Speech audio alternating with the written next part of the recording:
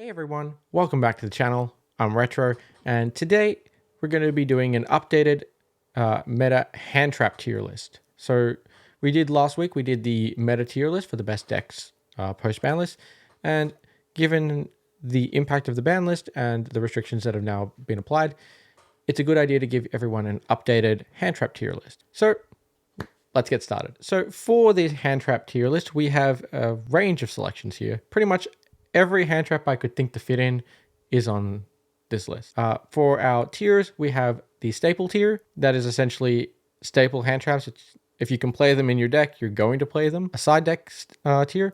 This is hand traps that aren't necessarily good enough to main, but you definitely would consider putting them in the side deck when you're wanting to put more hand traps in your deck. Experimental category. This is hand traps that I would say have a more targeted position in the format, but not necessarily you're going to think of them as, oh, I need to play this. And then the not worth playing or garbage, whatever you want to call it, just don't play these. These are never going to be useful in any way you can try and frame it. Just don't play them. Okay, so now that we've done our introduction, let's get started with the staple hand traps. So kicking things off should be no surprise to anyone, but that's Ash Blossom and Joy Springs. Ash Blossom is universally good against both the meta decks and all of the rogue decks. Therefore, it is the perfect staple hand trap. It hits the most amount of cards. It's not the highest impact, but you can't ask for more. Ash is a staple. Dimension Shifter is another staple if your deck can play it. It's insane that this card did not get hit. It's at 3 still, so if you can play Shifter, you will play Shifter at 3. But most decks can't.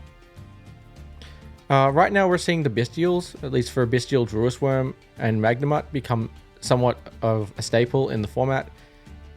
Just because of the sheer power of the Fiendsmith engine, the sheer power of Yugioh, which is expected to be the #1 deck in the format, it's not hard to say that the Bestials will be staples in every deck because they do hit the Fiendsmith engine.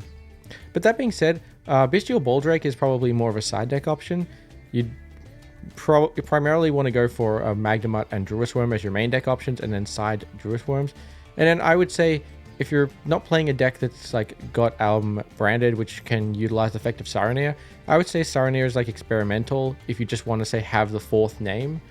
However, it would not be a card that you should always consider maining or side decking even. Saronir is maybe if you want that extra name. Another hand trap I would say is right now definitely a staple is Infinite Impermanence. It's not much to say. Infinite Impermanence is like one of those perfect hand traps. It doesn't trigger talents.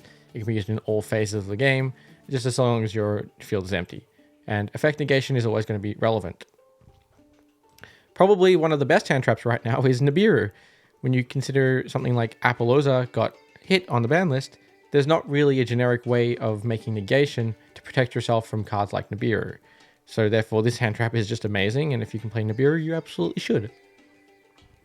I think Droll and Lockbird though, however, on the other side, I would say it's more of a side deck card. I don't think it impacts the decks. So the decks that you could use Droll effectively against have ways to play through it.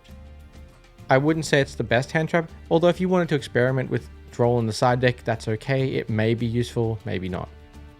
The perfect definition of a side deck card, however, is Mulchummy Perulia. It only gives you normal or special summons from the hand, so that's a little bit of a drawback against it, unlike its counterpart, which is coming out in a few weeks in Rise of the Duelist, or Rise of the Abyss. That's it. That one is going to be main decked 100%. This one, however, I would probably lean towards side decking it. However, if you wanted to main it, it's fine. It doesn't really matter too much, but it's never really, for me, I've seen it have an impact of giving me more than 2 cards. And maybe that's just because of the people I've played against, but it's just a card I would say safer to side deck. But if you wanted a 15th slot, or so you wanted like an extra hand trap in the main, it's fine to have this card in there. I would still call Valor or Effect Valor a staple hand trap. I think effect negation is such a big part of the game right now, and it just seems absurd to me that people would think that Valor isn't a staple hand trap. Phantasme, I think, is a really good side deck one. It just helps you draw into more hand traps, much like Mulchummy Perulia. The difference is with Phantasme, however, you get a body on board and targeting protection. So Maybe you could argue one of them is better than the other, as well as Phantasma's also being a dragon means you can search it if you've activated a Magnema. I'm going to call Deity Crow a bit of a side deck thing. I don't think this card is as good as Bestials. I think there are definitely decks that can be affected by this a little bit more than Bestials. So like, for example, if you're playing against the Fire King Snake Eye deck, using Deity Crow on one of their Fire King cards can be quite impactful because they generally won't play too many, whereas the Bestials will not be able to affect them. However, because Yubel, a dark-based deck, is in the format, Deity Crow shouldn't be necessary over Bestials, but however, if you wanted to try it, you could definitely try it. Ghost Mourner, I would say, probably experimental. If you want to have more forms of effect negation in Effect Veiler and Infinite Impermanence, you could try extra copies of Ghost Mourner, but I don't think it's necessarily needed. Dominus Purge, I would say, is a very, very strong staple if your deck can facilitate it. However, having the restriction of Fire, Water, and Dark is probably more than most of the decks. So the only decks that really come to mind that could play this are Melodious and Voiceless Voice, but not both of those decks aren't very good. However, maybe there's another deck in the future that could play Dominus Purge quite effectively. Now we get into the category of probably not worth playing. Cycle Raider, not worth playing. This is a double Deity Crow for a light deck specifically. So if the light deck becomes relevant, this will be very good, but for now it's not worth playing. Artifact Lancia, there's only one deck relevant in the format which is affected by Artifact Lancia, and that is Ritual Beast. Everything else can play through this card very easily. Chaos Hunter is much similar to Artifact Lancia. There's not really a reason to play Chaos Hunter right now. Ghost Spell, I would say, is quite experimental. It is okay versus the Fire King version of Snake Eyes. And it's like, maybe it's okay versus Tempai if they're going into battle phase and haven't set up the 10, but this card's not very good. I wouldn't play it right now. I mean, there's many ways to chain blocks Flamebird Dragon, so it generally doesn't do enough.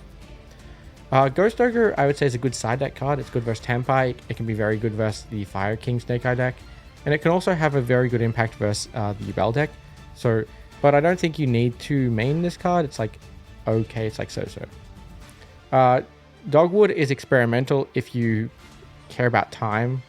So if you're playing a high-tiered competitive event, maybe you'd consider this. Although, because Lacrima's banned, it may not be worth running just right now because not every deck has an inbuilt way to burn damage in time. So that's something to consider. Much the same with Ghost Reaper and Winter Cherries.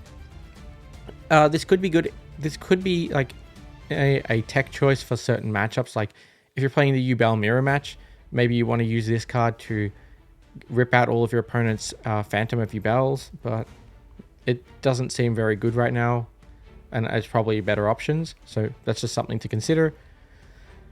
Cyframe Gamma is obviously a very great hand trap. It's probably the best hand trap on this list. But the problem with it is it's limited to 1, which means you have to play copies of Delta.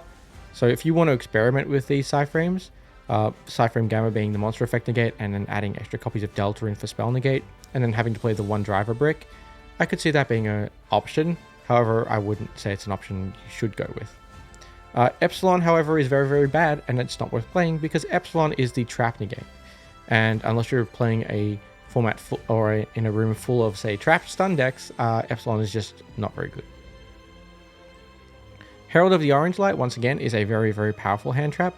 If you're playing a fairy-based deck, this card is amazing, and you should absolutely play it. However, there's only 1, maybe 2 good fairy decks that I can think of right now. One being Melodious, and then the other one being Pearly, because all of the Pearly cats are fairy monsters. No Material is a no-no because, again, it may stop you from using the monster you summoned as a material for like Link, Fusion, Synchro. However, it can always be tributed, and if you're playing against a Snake Eye deck, it can be sent for a D-Bell Star, so maybe not in this format. Token Collector is bad. No one's really using token-based decks. I would say Saravis is very experimental and situational. Even in Voiceless Voice, I would suggest only playing 1 of them because you don't really want to have this as part of your, like, oh, I'm playing this as a hand trap. It's not a good hand trap. Most decks right now have ways to play around targeting interaction, so I would just probably not play this at all. But if you wanted to experiment with it, I suppose you could. Vados, the Dragon of Extinction, is quite a unique and experimental hand trap. While it can out all of the powerful field spells, such as Nightmare Throne, Sangan Summoning, and Fire King Island in the Fire King Sekai deck specifically, granted they may not have the Sanctuary to protect it, I think field spells are very powerful, and I could see this being a good experimental hand trap. You could also combine this with Nibiru, and you clean the whole board, and then Vados will trigger to get rid of the token. So it's an experimental one, but I think there probably are better options. Herald of Purple Light and Herald of Green Light are honestly just bad options in general right now. There's not enough traps, and there's not enough spells to make these relevant even in the fairy decks. Contact C is, I'm going to say, experimental right now.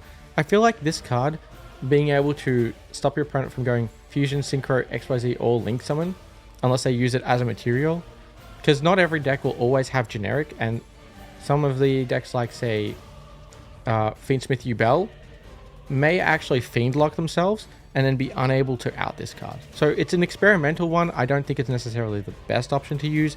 However, it's one of those options you could try. Skullmeister, again, I'm going to say not worth playing right now. Last one with Lacrima, this was like experimental because you could stop the burn with this if they didn't chain block it. But however, for now, I can't think of a reason to use Skullmeister over anything else above it. And then Retaliating Sea, I'm also going to put this in experimental. While you can Macrocosmos when your opponent activates a spell effect to summon, there is not a lot of spells in the current format which do summon I can think of that would actually be impactful. So against Tempai, they do have Sangan Kaiman, but they don't really mind. They are a shifter deck. However, against Snake Eyes, if they want to use original, this can be somewhat useful, but that's about as much as I would see it being impactful. So yeah, I probably wouldn't play this, but you could if you want, maybe if you have the spots. And that's going to be my Yu-Gi-Oh! Hand Trap tier list post September 2nd ban list. I hope you enjoy it. Let me know what you agree with, what you disagree with in the comment section below. And if you aren't already, remember to subscribe. And if you enjoyed this video, hit that like button to help support the channel at no extra cost. I'm Retro Yugioh, and I will see you next time.